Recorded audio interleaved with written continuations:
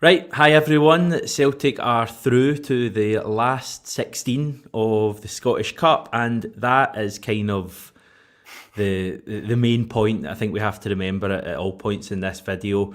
Plenty of positives tonight, I felt, especially in the first half. Some things certainly to work on, but we're through. We'll be in the draw for the fifth round, which is going to take place very shortly. We may even still be on at that stage. Euan, just your initial thoughts on the match this evening. As you say, we got through. That's the most important thing here. I think on that pitch, and you could see the players struggling with it initially, passes going astray, that kind of thing. Got two really important goals, and just about managed to see it out. That's the most important thing. These games tend to be ugly. They tend to be battles of attrition later on, and the gap in quality showed. So, onwards and upwards. You slagging off the pitch already after we heard that it was a pretty good surface yesterday. I thought it was all right, but I suppose it was all right with the huge caveat that it was an artificial surface. But we got through. Early on, I thought maybe took us a few minutes to kind of get up to speed. In fact, we should probably go back to the team being named this evening. I think we had a rough idea of a few players coming in. I think we all thought Idiguchi would probably start. Yeah. Anthony Ralston would come in from the start. Giakoumakis, I think everyone felt that it was going to be his opportunity, especially after what we heard earlier that Maida's, well, today was his last game for a couple of weeks. So we weren't surprised by that. Were you surprised by any parts of the team that was announced today by Ange? No, not at all. If anything, it was, if I was Ange Postecoglou, and God willing, I'll be that impressive someday, that's exactly the team I would have picked. Honestly, I think it was the right combination of continuity and of, players needing minutes, players needing introductions, players needing, to really settle into what it's like to play for Celtic. So it's quite an unusual introduction for likes of Idiguchi in terms of a first start. He's not going to play in many stadiums like that while he's at Celtic. But no, I thought the team selection was spot on. Really pacey technical players who would be able to pass Alloa to death, and so it proved for large portions of that game anyway. It's funny you make that point, because I was actually thinking about Idiguchi and also Maida playing away to Alloa on a synthetic surface. I was thinking, is this what they think Scottish football is going to be like? Because in general, it's not really. There are a couple of maybe grounds in the top flight that are a wee bit like that, but I think that was a bit of a kind of rude awakening for some of them, and I thought they did really well. It reminded me of Freddie Ljungberg. Remember, he made his debut against the might of Rangers, but not that one, Berwick Rangers, back in 2010 or 2011, I think it was. I had those thoughts going through my mind as well. I thought it took some of the players a little bit of time to get into the game today. Yeah. I thought Anthony Ralston had a pretty shaky start. He made a couple of mistakes. He was actually caught with the ball in the halfway line for the chance. Well, I say chance, the one that Salmon put over the bar from about 45 yards, and John Hartson seemed convinced that he'd missed an absolute sitter. I thought that I was going to say bizarre. that. Yeah, he should have scored that. He should have put it that way. How many, all love in the world to John Hartson, but how many goals did he score from 45, 50 yards out? I mean, come on. Yeah, it was interesting. There's a couple of John Hartson bits we'll come on to, but I thought that was kind of symptomatic of Ralston's start. He was quite sloppy early on. Thought he grew into the game. I think we'll probably come on to it more when we're chatting about the second half, but I thought that the two centre backs in general today maybe didn't cover themselves in glory. I thought they both looked a bit shaky, which was a little bit disappointing given how well Starfelt had played the other night, but maybe it was just the surroundings. Alloa were certainly not passing the ball about. They were keen just to put the ball over the top and make us defend.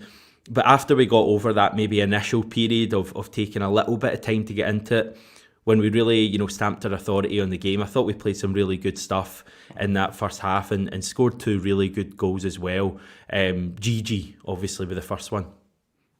Yeah, and what a ball that was from Liam Scales, who I've actually just written about. That'll be out soon on 67 Hill Hill. But Liam Scales, I thought that ball was absolutely superb. Coming in from the wing, I thought Carl Starfelt, you mentioned, I thought actually him and Scales played quite well together in patches. You had Starfelt coming as a wide centre-back, taking that wide position, and Scales at times operating as a central midfielder, I thought was good, but we'll probably get on to the defensive kind of specifics later on, but the goals were absolutely superb.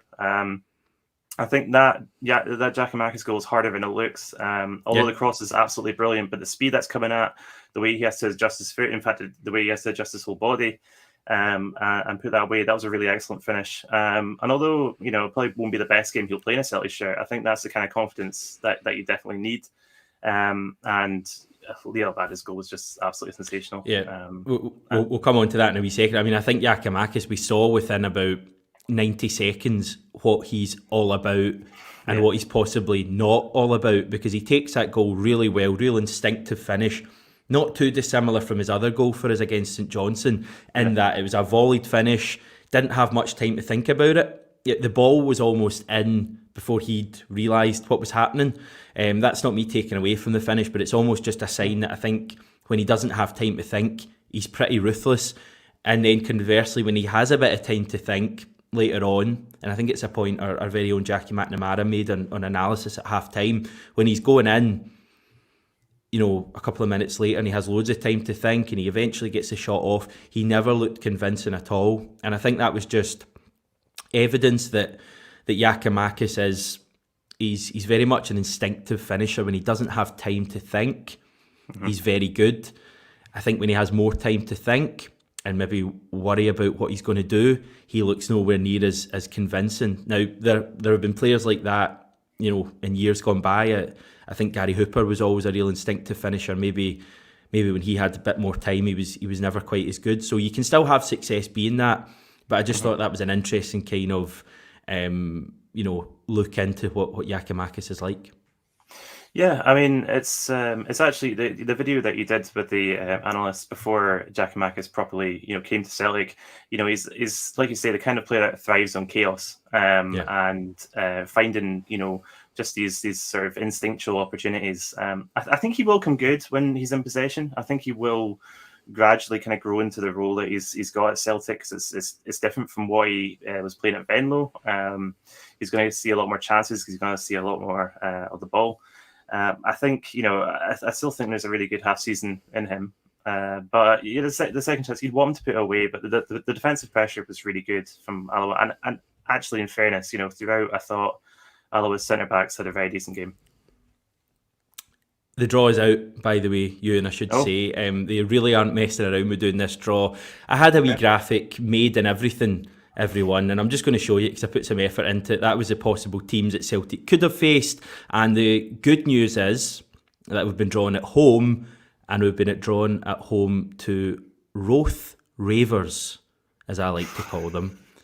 So I'll get another wee chance to use that pattern when that tie comes round. But Celtic will be at home to Wraith Rovers, a team we obviously have already played this season at home.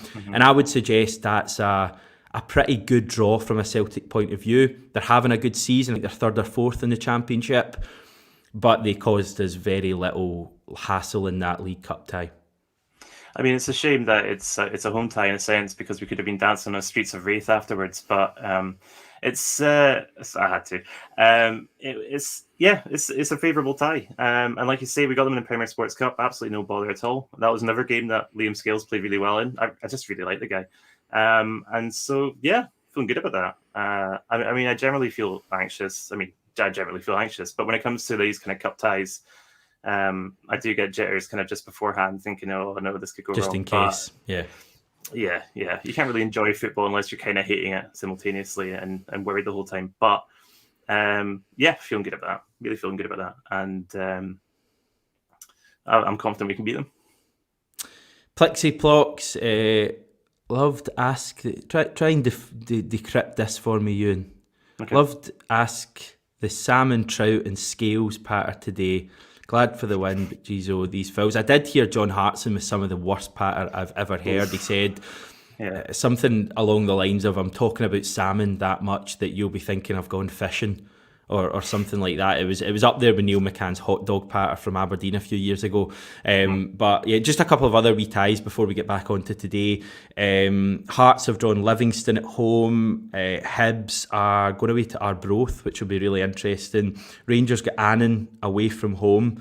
Certainly expect them to win that. Peterhead, Dundee, Partick Thistle, Dundee United, the Jackie Mack kind of derby. St Mirren got Kelty Hearts, another Saints for Kelty Hearts. They put out St Johnstone today.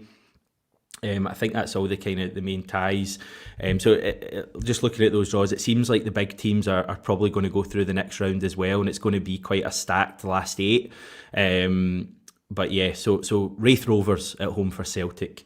Elsewhere, second goal today, Euan, a bit of brilliance from Liel Abada, who I think has been far more direct since he's come back since the break. I think it's something that has probably been said to him, that again, a bit like Giakoumakis, Abada's at his best when he's just been really direct. I think when he has time to stop and, think, am I going inside, am I going outside, he kind of stutters and doesn't look quite convincing. I think when Abada gets the ball and he drives straight away, he's got real pace, real good final ball, and as we saw, a real good final, a real good shot on him as well. I think he's at his best, and I think he's been brilliant the last couple of games, and that comes from a guy who's criticised him prior to the break. I think he's been really good both on Monday against Hibs and today.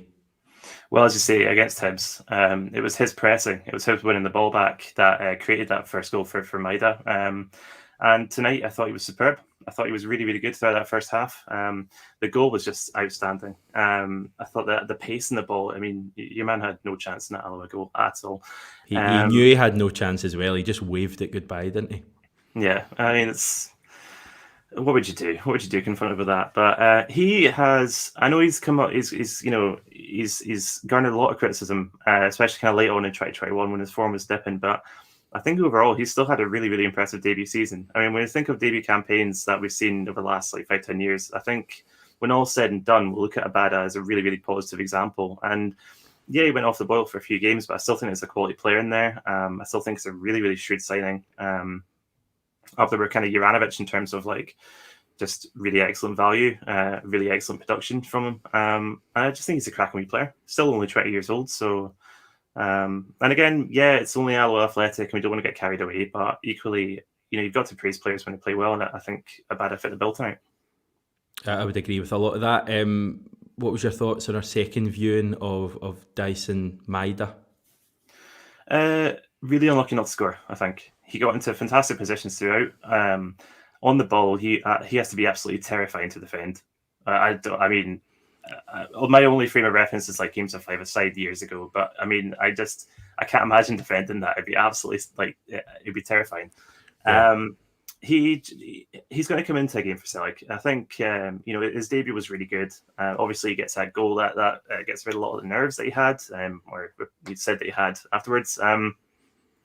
I think tonight he'll be a little bit frustrated not to have scored once or twice to have made that game more comfortable, but I certainly don't think it's one of those where we say he was poor or he was wasteful. I just think he's coming into the game at Celtic, and I was seeing a few tweets kind of during the game saying it's going to be frightening when him and Kyogo are both fit and they're both starting up. Can you imagine a front three of Jota, Maida, Kyogo? Because Maida and Jota were actually playing together today. People have had it in their heads that it's going to be one or the other, but it seems like both can play in the right. We know Jota can play in the right, and it seems like Maida can play in the right as well. So that bit of brilliance just between those two, I think it was 58 minutes.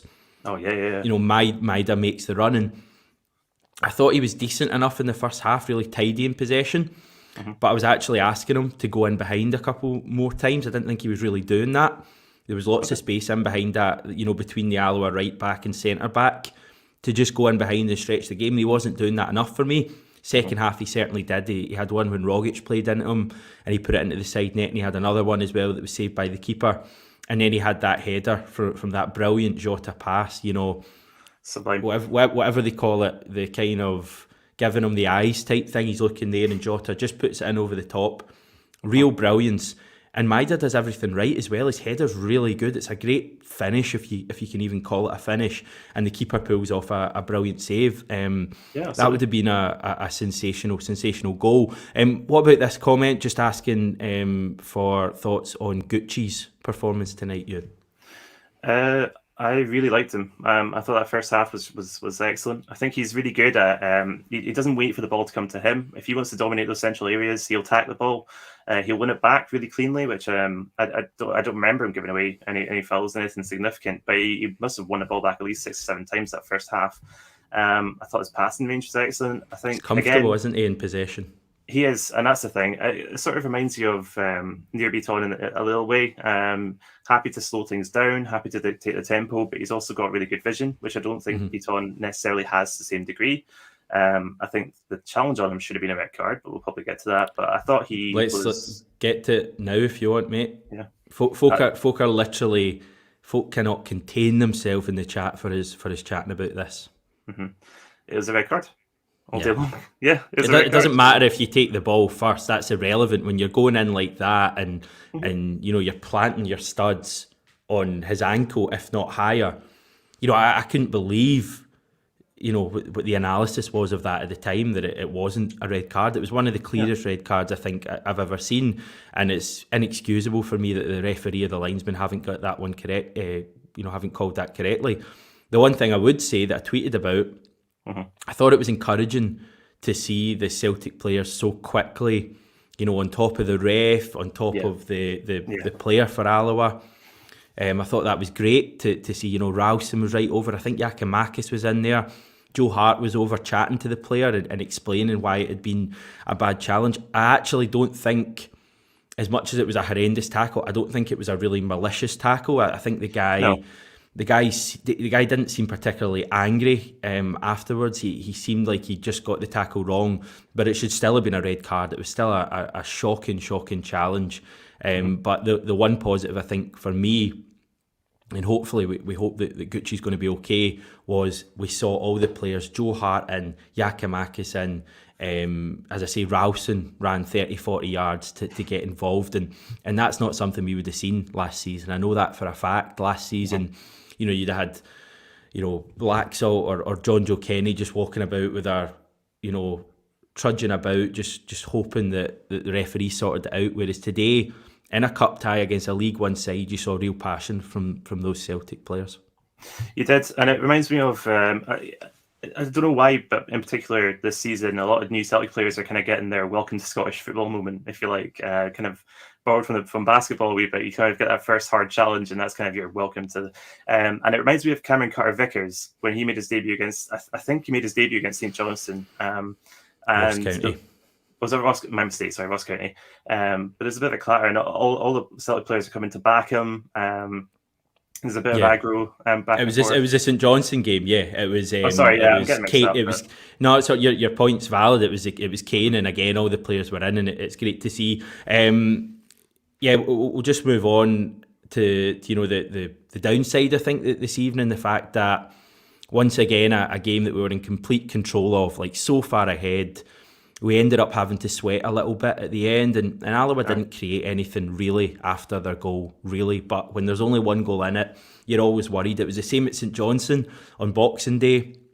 Very similar to today's game. Really in control, never in doubt. Concede a slack goal. I thought it was a poor goal we conceded, and it's happened against Dundee earlier in the season, the 4-2 win at Dens Park. It even happened at Easter Road, where 3-0 up and conceded a daft set-piece goal. And I think this is something that we have to work on, because we're going to get caught out at some stage. And, it didn't happen today. It didn't happen against St Johnstone. But it's going to get to the stage with the league so tight that one time, if we keep not putting games to bed and switching off at the back, it's going to cost us in the end. So something they need to work on in that, in that training camp or whatever, is just when you're ahead in games, get your chances to completely kill the game off. If it goes 3-0 tonight, the game's over.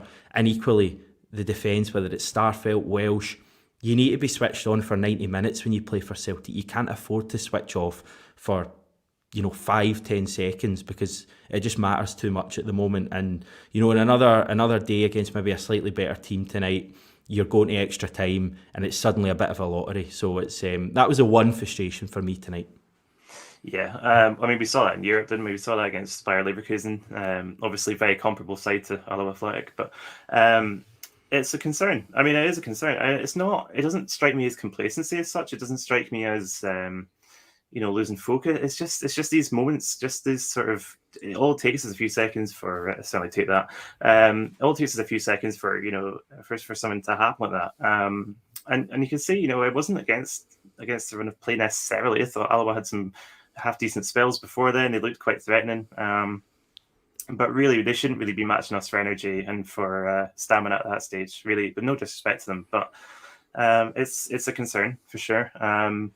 And you saw immediately afterwards, how well Celtic were keeping the ball, how we were kind of squeezing the life out of the game later on, and we've ever got to get to that stage quicker, or we've got to put these games to bed within the first hour or so, because we could have and should have, to be honest. Yeah, it's almost as if the opposition scoring wakes us up a little bit. Mazhar Youssef, and I have no reason to doubt Mazhar. He's got a wee injury update for us. I really do appreciate that, mate.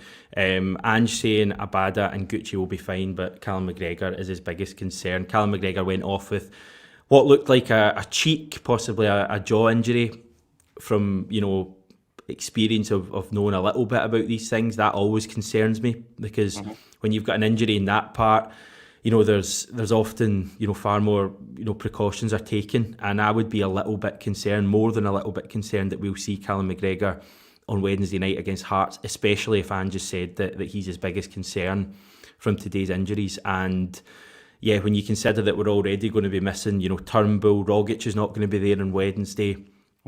It's more than a bit concerning. What would you do if McGregor isn't around on Wednesday night in that midfield? I'd be extremely upset, Hamish. First of all, that would be my initial reaction to it. But I guess you put Idiguchi in there. So Idiguchi holding with Hatate and who? Because I don't think he would throw Riley, and I think it would maybe be... No. It would probably be Beaton or McCarthy with... I think it would probably be Beaton with Idiguchi and Hatate in front. Which is still decent, but it's... although Cal McGregor, he's going to find a way to play his games. He'll have one of those masks that, you sometimes see players wear, those mad, Batman ones, for jaw, cheek injuries. He'll be wearing one of those for, at least for the Rangers game, if he's not back sooner than that. But it's a concern. And, yeah, I mean, I thought McGregor played well tonight up until that as well. He was... Idiguchi allowed him to be more creative. He was drifting out on the left like he likes to do, combined quite well with Maeda at times. He's, I still think pound for pound he's probably our best player, our most important player. So yeah, it's a concern. Yeah, it's a concern, definitely. Yeah. And you hate to see. I always think of Henry Larsson when I think of jaw injuries, because I'm trying to think if it was him when. Ryan Christie's the other one I always think of. Of course. Yeah. They're nasty. They kind of lasting damage, so it's... broke my jaw once, actually. Oh, no? My cousin hit me in the backswing with a golf club. You couldn't make that up, but hey-ho. Someone was actually complimenting your cheekbones earlier in this video, Euan, so you'll need to have a word with them or whatever. I think we'll leave it there. Thanks so much for joining me. Enjoy your Saturday night. Hope everyone else enjoys their Saturday night as well. We'll be back tomorrow. Me and John are going to be on the channel, possibly having a guest on as well, a very good guest. So it should be very interesting. Thanks everyone for tuning in, and we'll speak to you soon.